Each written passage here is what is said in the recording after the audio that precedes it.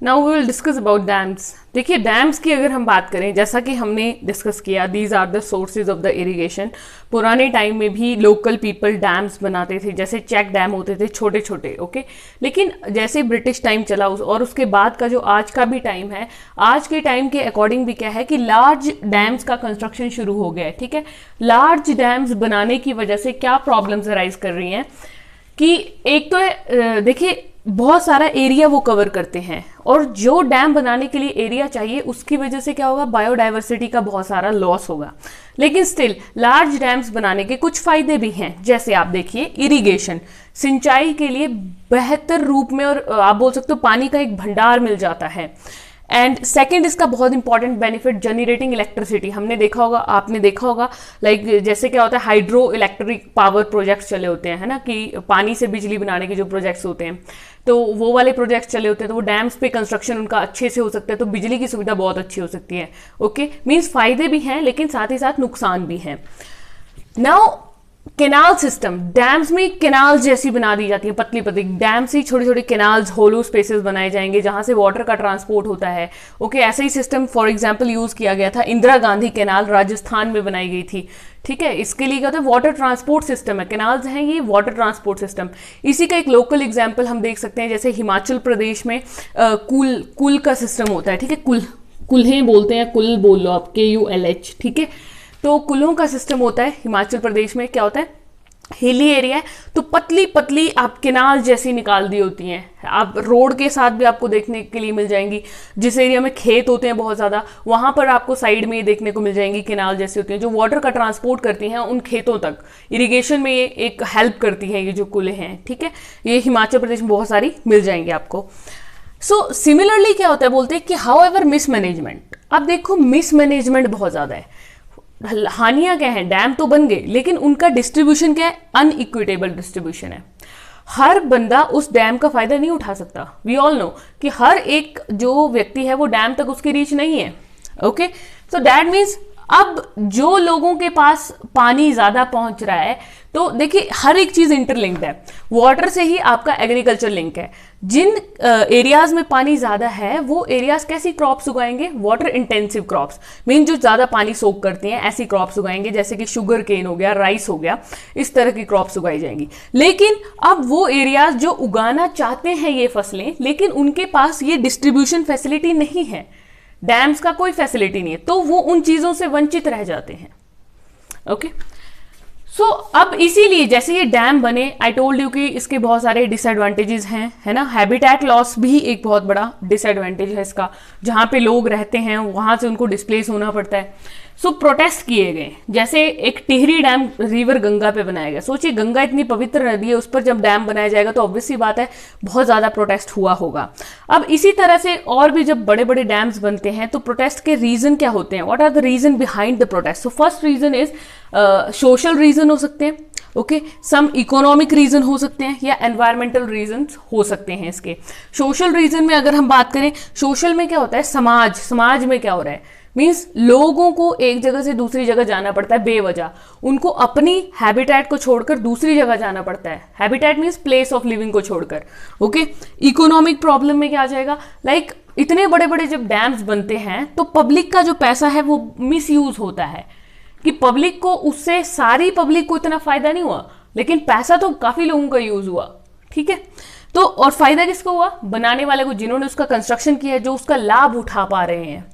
Next is environmental problem में आ सकता है, जैसे डिफॉरेस्टेशन, पेड़ों की कटाई करनी पड़ेगी, जमीन जगह जो है वो प्लेन करनी पड़ेगी, तब जाके वाटर वहां पर आएगा और डैम क्रिएट होंगे।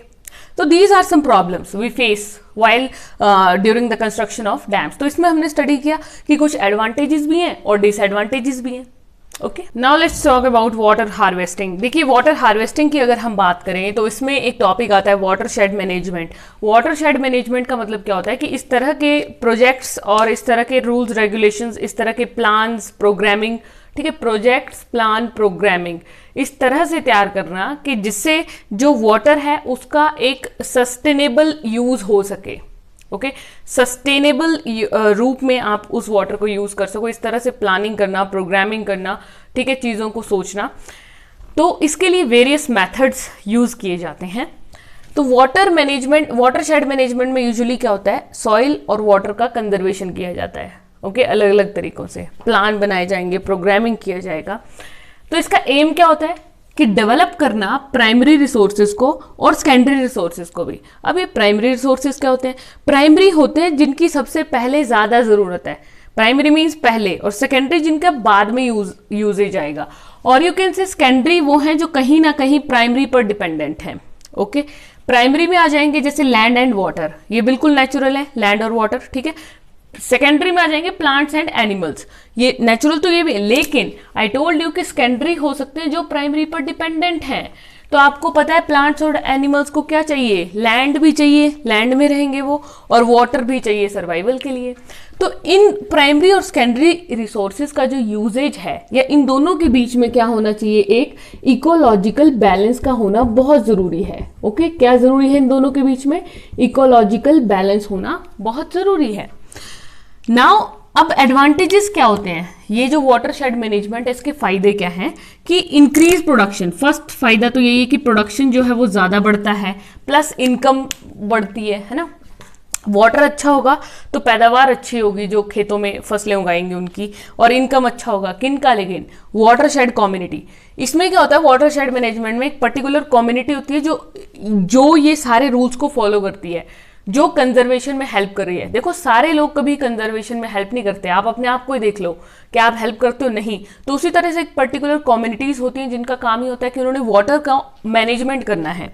तो इंक्रीज प्रोडक्शन एंड इनकम होगी वाटरशेड कम्युनिटी की अगर वो वाटरशेड मैनेजमेंट करेंगे। दूसरा फायदा, mitigates the droughts and flood, अच्छे से अगर वाटर को मैनेज किया जाएगा और साथ ही साथ सॉइल को भी यहाँ पे मैनेज कर रहे हैं तो हम फ्लड से बच सकते हैं। Next is increase life of downward dams या डाउनस्ट्रीम डैम्स या रिजर्वायर जो भी होते हैं।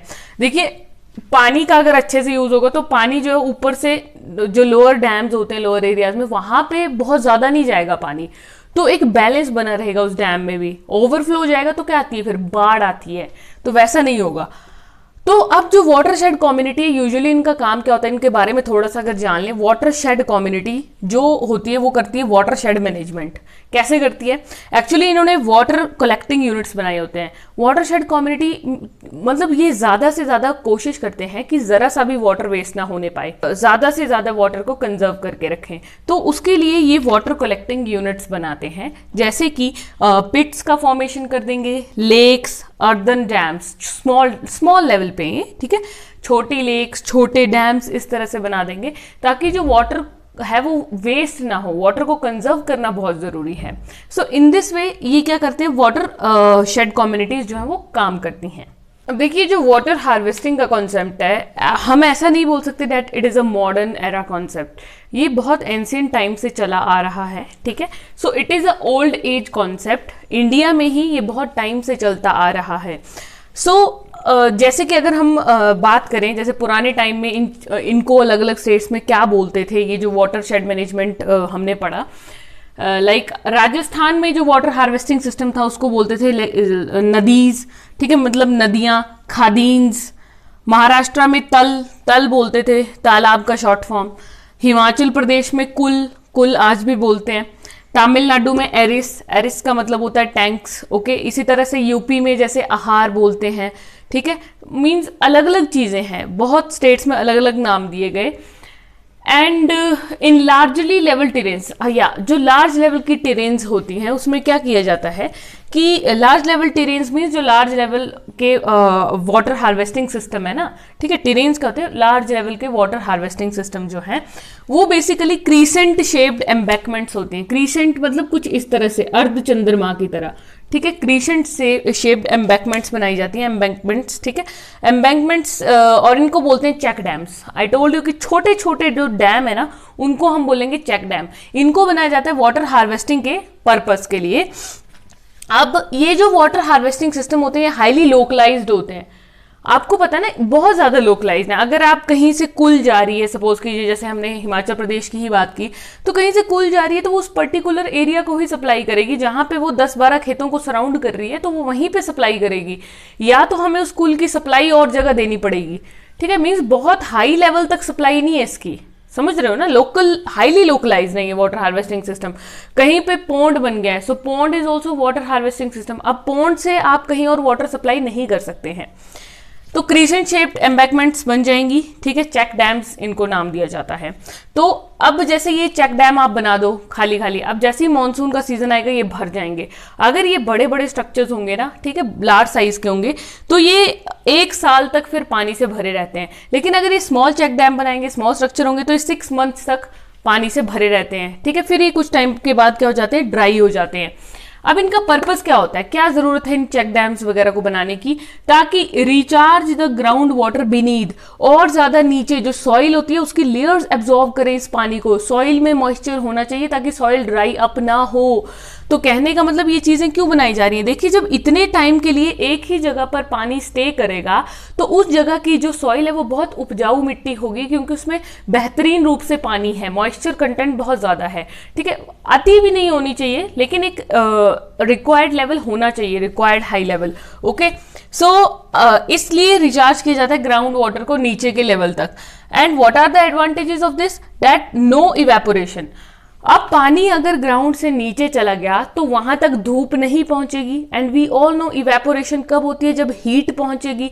अंडरग्राउंड चला गया तो हीट का कोई सोर्स नहीं है, दैट मीन्स नो इवेपोरेशन, तो पानी वहीं का वहीं कंजर्व है, तो वेजिटेशन अच्छी खासी हो जाएगी, okay. Next is no mosquitoes, मच्छर नहीं लगेंगे। गंदे पानी में मच्छर लगते हैं ना, पॉन्ड वगैरह का पानी, लेकिन अगर वही नीचे एब्जॉर्ब हो जाए तो नीचे मच्छर वगैरह नहीं लगेंगे। अल्टीमेटली कंटैमिनेशन नहीं होगा, वहां पे पानी दूषित नहीं होगा, साफ सुथरा पानी होगा, और जो उससे प्लांट ग्रो करेंगे फिर वो भी न्यूट्रिशियस होंगे, कंटैमिनेटेड वाटर नहीं होगा। तो इस तरह से वाटर हार्वेस्टिंग सिस्टम्स के बहुत सारे फायदे हैं, ठीक है। ट्रेडिशनल टाइम से ये यूज होता आ रहा है।